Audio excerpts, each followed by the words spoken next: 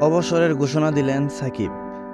শেখ হাসিনা সরকারের পতনের পর সংসদ সদস্য পদ হারিয়েছেন সাকিব আল হাসান। তার বিরুদ্ধে দায়ের করা হয়েছে হত্যা মামলা। সবশেষ শেয়ার বাজার কারসাজির অভিযোগ এনে 50 লাখ টাকা জরিমানা করা হয়েছে সাকিবকে। এই পরিস্থিতিতে ঘরের মাঠে দক্ষিণ আফ্রিকার বিপক্ষে সাকিব খেলবেন কিনা তা নিয়ে রয়েছে শঙ্কা।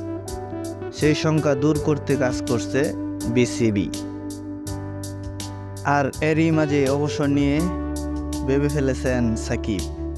জানিয়ে দিয়েছেন দক্ষিণ আফ্রিকার বিপক্ষে মিরপুরে ক্যারিয়ারের শেষ টেস্ট খেলতে চান তিনি।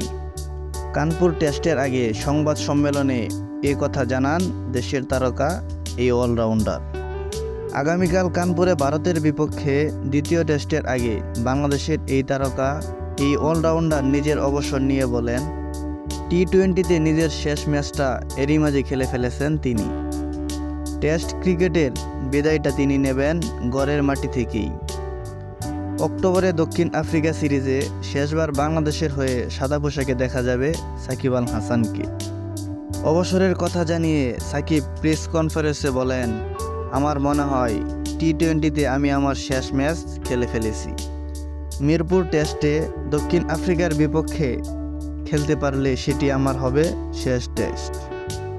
তবে টি-20 ও টেস্ট ক্রিকেট ছাড়লেও আসন্ন চ্যাম্পিয়ন্স ট্রফিতে খেলার আগ্রহের কথা জানিয়েছেন সাকিব। তবে তার আগে দেশের মাটিতে টেস্টে অবসর বলেছেন তিনি। Mahmudul Hasan Riyad, sports on field.